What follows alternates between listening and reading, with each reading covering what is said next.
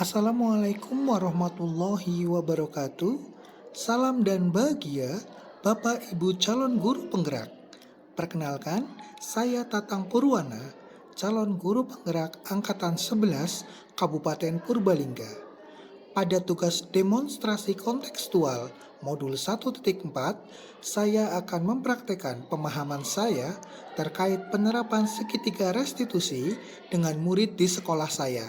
Sebelumnya, apa sih segitiga restitusi tersebut?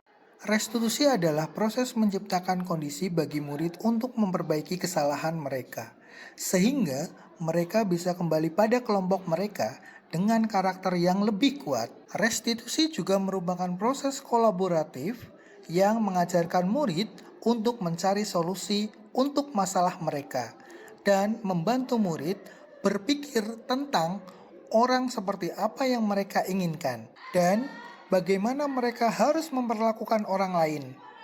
Pendekatan restitusi fokus untuk mengembangkan motivasi intrinsik pada murid yang selanjutnya dapat menumbuhkan murid-murid yang bertanggung jawab, mandiri, dan merdeka. Dean Gushen dalam bukunya Restitution, Restructuring School Discipline telah merancang sebuah tahapan untuk memudahkan para guru dan orang tua dalam melakukan proses untuk menyiapkan anaknya melakukan restitusi, bernama segitiga restitusi atau restitution triangle. Proses 3 tahapan tersebut didasarkan pada prinsip-prinsip utama dalam teori kontrol sebagai berikut. Langkah pertama, menstabilkan identitas. Kita semua akan melakukan hal terbaik yang bisa kita lakukan. Langkah kedua, validasi tindakan yang salah. Semua perilaku memiliki alasan. Langkah ketiga, menanyakan keyakinan. Kita semua memiliki motivasi internal. Ketiga strategi tersebut dipresentasikan dalam 3 sisi segitiga restitusi. Langkah-langkah tersebut tidak harus dilakukan satu persatu secara kaku. Banyak guru yang sudah menggunakannya dalam berbagai versi, menurut gaya mereka masing-masing. Bahkan tanpa mengetahui bahwa itu adalah teori restitusi. Ini adalah gambar segitiga restitusi. Berikut contoh penerapan segitiga restitusi. Kasus pertama, Fuzi dan teman-temannya di kelas 11 DKV 4 sedang melaksanakan diskusi pembelajaran matematika. Kelas dibagi beberapa kelompok. Saat pelaksanaan diskusi kelompok, Fuzi memarahi anggota kelompok sambil memukul meja dengan keras. Teman lainnya kaget dan akhirnya kelas menjadi gaduh. Guru mengajar saat itu melaporkan hal tersebut kepada wali kelas. Wali kelas memanggil Fuzi untuk menemuinya dan membantu Fuzi menyelesaikan permasalahan tersebut dengan menggunakan segitiga restitusi. Berikut penyelesaian masalahnya.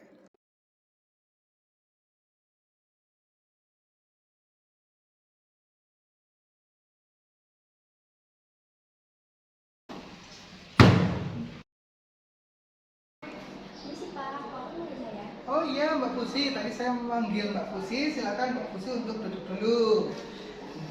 Begini maksud saya memanggil Mbak Fuzi. Tadi Bapak mendengar saat pelajaran matematika. Hari ini pelajaran matematika ya? Betul? Oh iya, Mbak Fuzi marah-marah ini. Informasinya pada teman-teman kelompok sampai bahkan mukul meja saat melaksanakan diskusi kelompok. Apakah benar begitu? Bener Pak. Benar? Benar. Oh iya. Apa alasan Mbak Fuzi marah-marah pada teman kelompok sampai-sampai memukul meja? Ya saya kesel Pak sama anggota kelompok saya. Oh kesal. Iya, setiap kerja kelompok saya terus kerja. Oh. Yang lain hanya dapat nilai. Oh begitu. Memang bagaimana kejadiannya tadi Mbak Fuzi? Tadi saat pelaksanaan tugas kelompok belajar matematika, Iya. saya sudah melaksanakan pembagian kerja kelompok. Tapi mereka tidak ada yang memberikan pendapatnya. Oh begitu. Dan mereka tidak ikut mencari solusi harus diselesaikan secara kelompok. Mereka malah main HP. Oh begitu, main HP mereka? Oke. Oh iya. Saya yang menyelesaikan tugas kelompok ini sendiri, Pak. Oh sendiri, bagusnya Iya. seperti itu. Makanya saya Oke. marah-marah. Oh iya. Terus mengapa sampai memukul meja kelompok juga? Tadi saya sudah memperingatkan secara lisan Hmm. supaya bekerja sesuai tugasnya. Hmm. Namun tidak didengar, jadi saya memukul meja. Oh, Bapak paham Mbak Pusi. Pastinya kesal dan marah. Bapak juga pernah mengalami seperti itu dulu waktu sekolah, nggih. Kamu berhak memiliki rasa seperti itu karena kita memang manusia biasa. Namun, apakah marah dan sampai-sampai memukul meja itu merupakan hal yang baik, Mbak Pusi? Tidak, Pak. Tidak ya. Mesti Mbak Pusi melakukan itu karena sesuatu alasan. Iya, alasannya apa, Mbak Pusi? Iya, Pak, niat saya biar kerjasama kelompok terjadi dengan baik. Jadi hasil diskusi kelompoknya pun baik dan nilai tugas diskusinya. Oh iya, niat yang bagus sebenarnya nggih Mbak Pusi nggih. Iya. Namun membuat kerjasama tim yang kompak agar kerja kelompok itu berhasil sangatlah baik Mbak Pusi. Namun tidak dengan cara-cara seperti itu, sampai marah, sampai memukul meja seperti itu, ya. Tindakan Mbak Pusi kalau marah-marah dan sampai memukul meja seperti itu, kira-kira sudah sesuai dengan keyakinan kelas kita? Tidak sesuai, Pak. Tidak sesuai ya. Keyakinan kelas apa yang tidak sesuai menurut Mbak Pusi? Saya kurang sabar dan terbawa emosi. Oh, kurang sabar dan terbawa emosi ya. Iya, baik jika Mbak Pusi mengetahui bahwa Mbak Pusi kurang sabar dan belum bisa mengendalikan emosi diri ya Mbak Pusi. Kira-kira apa yang Mbak Pusi bisa perbaiki? Saya akan menjadi orang yang lebih sabar dan dapat mengontrol diri. Oke, akan menjadi orang yang lebih sabar sabar dan dapat mengontrol diri. oh iya, mengontrol diri ya. Nah, itu sebenarnya Mbak Pusi mengetahuinya ya, bahwa sabar dapat membuat hubungan dengan orang lain yang harmonis ya Mbak Pusi ya, dan Mbak Pusi juga akan mendapatkan kenyamanan di hati. Mbak Pusi bersedia memperbaiki keadaan ini? Bersedia, Pak. Oke, bagus. Apa yang membuat Mbak Pusi akan melakukan untuk memperbaiki masalah ini? Saya akan lebih sabar, mengontrol diri, dan mengendalikan emosi saat pelaksanaan berdiskusi atau bekerja kelompok jika ada hal yang kurang berkenan di hati. Saya juga akan melaporkan kepada guru maupun tersebut jika kerjasama kelompok saya kurang baik. Oke, bagus sekali Mbak Pusi.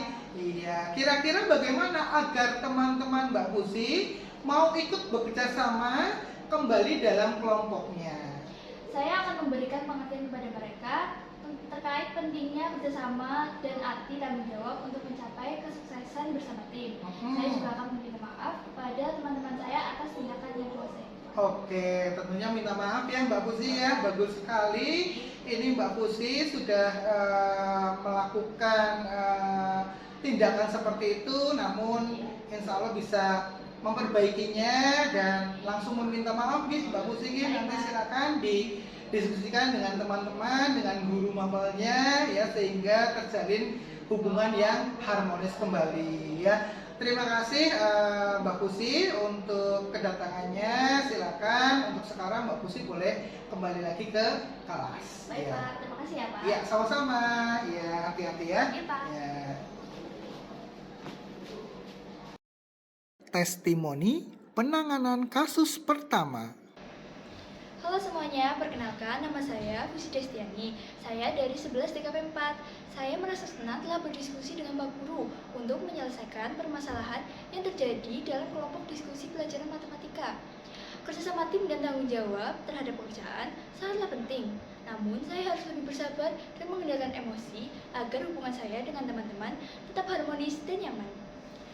Makasih semuanya. Kasus kedua. Naziwa adalah murid kelas 11 AK1 dengan wali kelas Pak Tatang.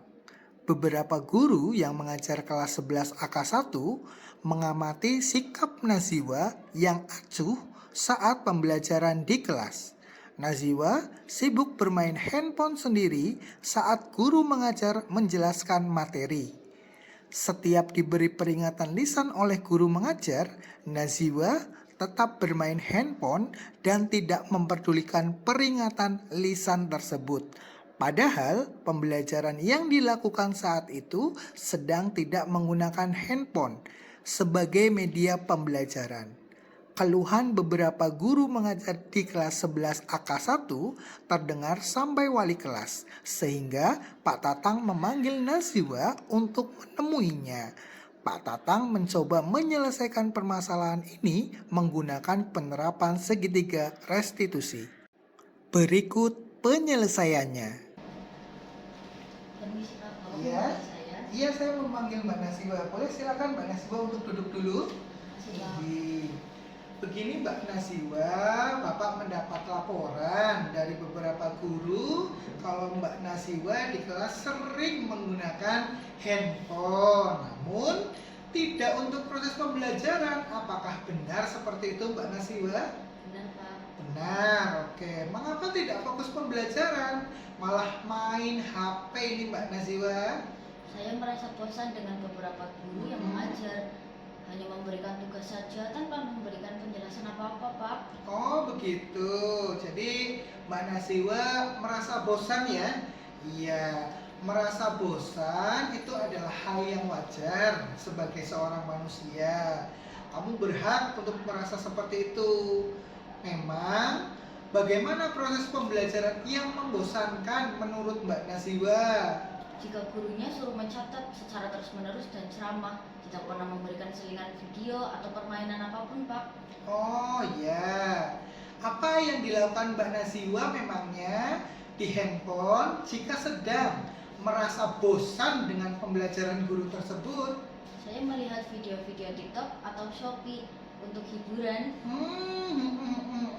Jadi Mbak Naziwa melihat video-video TikTok dan Shopee gitu ya, akun Shopee di scroll-scroll ya untuk hiburan. Oke, berarti Mbak Naziwa ini suka melihat video-video? Suka Pak. Suka, oke. Kira-kira bermain handphone ini untuk melihat video-video di TikTok dan Shopee saat proses pembelajaran di kelas sesuai dengan keyakinan kelas tidak ini Mbak Naziwa?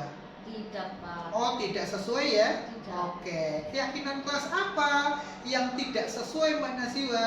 Bermain handphone sendiri berarti saya tidak menghormati guru yang mengajar dan tidak berperan baik sebagai siswa Pak.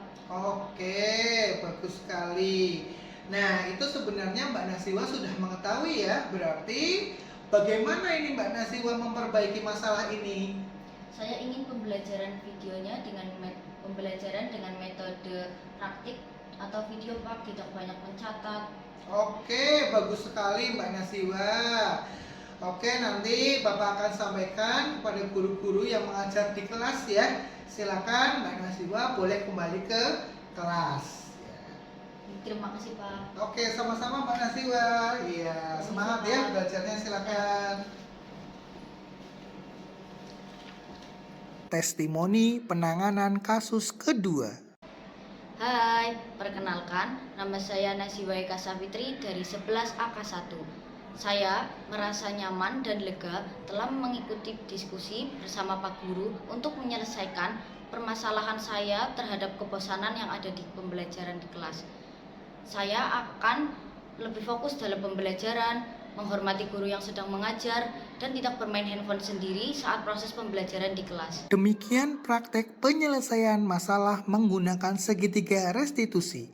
Semoga menginspirasi Bapak Ibu guru hebat, sehingga lebih bijak dalam menyelesaikan masalah yang ada di kelas dan di sekolah. Salam guru penggerak, tergerak, bergerak, menggerakkan. Wassalamualaikum warahmatullahi wabarakatuh.